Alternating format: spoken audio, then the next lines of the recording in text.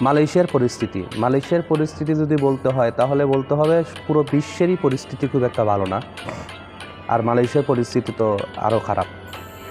কারণ হয়েছে কি, মালয়েশিয়াতে যে লোক লাগবে না, মালয়েশিয়াতে যে বড় বড় কনস্ট্রাকশন সাইট আছে বা বিভিন্ন রকম বিজনেস আছে, সেখানে যে প্রবাসীরা কাজ করে সেখানে খুব একটা লোক লাগে না, সেটা কিন্তু সবাই জানতো বা প্রত্যেকটা এজেন্সি জানতো। কিন্তু এজেন্সি জানা সত্ত্বেও এই প্রবাসীদের ভাগ্য নিয়ে বা তাদের সাথে যে সিনিমিনি খেলাটা হচ্ছে, সেটা হয়েছে কি সম্পূর্ণ দায় হলো এইসব দালালদের।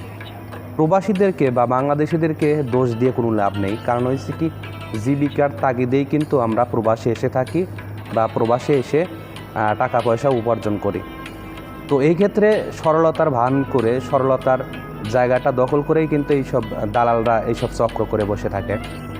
তো এখন তাদেরকে নিয়ে আসা হয়েছে, নিয়ে আসার পরে তাদেরকে বলা হচ্ছে তোমরা যে কোনো জায়গায় কাজ করে খেতে পারবা বা কাজ করতে পারবা।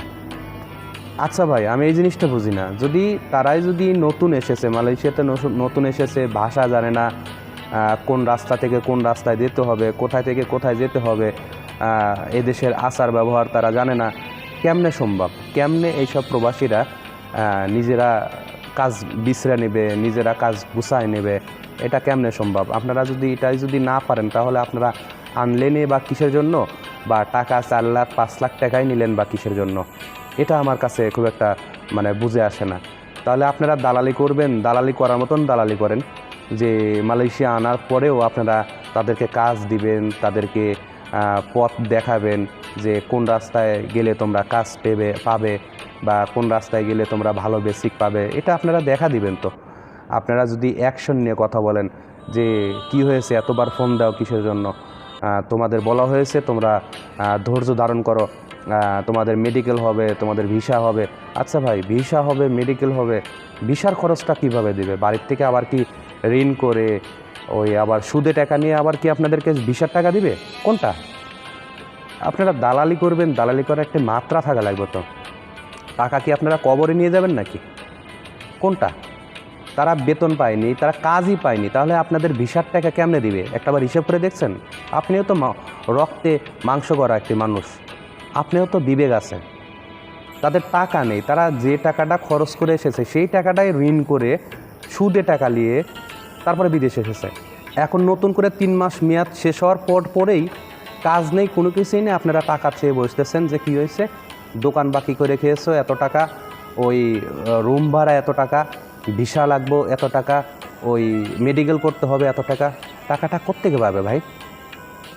আপনি নিজেই একটি কাজ খুঁজে দিন, আপনি একটি কাজ খুঁজে দিন, কাজ করুক, তারপরেও তো দেখা গেছে সে আপনার টাকা দিয়ে তারপরে মেডিকেল খরচ, খাওয়ার খরচ সব কিছু দিতে পারবে। সে কোনো কাজই পায়নি, কেমনে আপনাকে টাকা দেবে? একটাবার হিসেব করে দেখছেন ভাই? আপনারা দালাল তো দালালি, আপনাদের টাকার তো অভাব নেই, টাকা তো আর কবরে নিয়ে যাবেন না, টাকা তো আর কবরে নিয়ে যাবেন না, টাকা তো এই দেশে বা পৃথিবীতে পড়ে থাকবে। তাহলে এত কিসের জন্য? আপনারা যদি নাই কাজ দিতে পারেন, তাহলে এদেরকে আনলেন কিসের জন্য? বা বিভিন্ন রকমভাবে কথা বলে আনলেন কিভাবে যে তোমাদের এত টাকা স্যালারির কাজ দেওয়া হবে, এত ভালো কাজ দেওয়া হবে? কিসের জন্য এত মিথ্যা কথা বলতে হবে? আপনারা সহজ সরলভাবে বলতেই তো পারতেন যে তোমরা মালয়েশিয়ায় ঢুকে তোমরা নিজেরা কাজ খুঁজে নিতে হবে, এটা তো বলতে পারতেন। মালয়েশিয়া আসার পরে এখন কাজ করে নাই, কাজ পায়নি, এখন আপনারা হুট করে বলবেন যে তোমরা নিজেরা কাজ খুঁজে নেবে, এমনকি ভিসার টাকা দাও, খাওয়ার টাকা দাও, মেসের টাকা দাও, রুমের টাকা দাও। টাকা কি গাছের পাতা?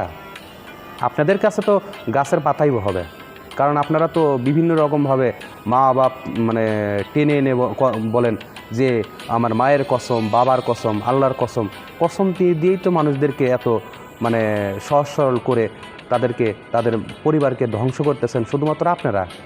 এই দালালদের কারণেই তো আমাদের এই পরিণতি। অন্য দেশ থেকে যখন বিদেশ আসে, পাকিস্তান, নেপাল, ভুটান, ইন্ডিয়া, তারা তো এত টাকা খরচ করে আসে না, বা তারা তো এতটা সিন্ডিকেট করে না। আপনারা এত টাকা দিয়ে কী করবেন? আপনারা টাকা দিয়ে এত টাকা দিয়ে কী করবেন বলতে পারেন? তো ভাই, এইসব দালালদের কাছ থেকে আপনারা বিরত থাকবেন, দালালদের কাছ থেকে অনেক দূরে থাকবেন, দূরে থাকার চেষ্টা করবেন।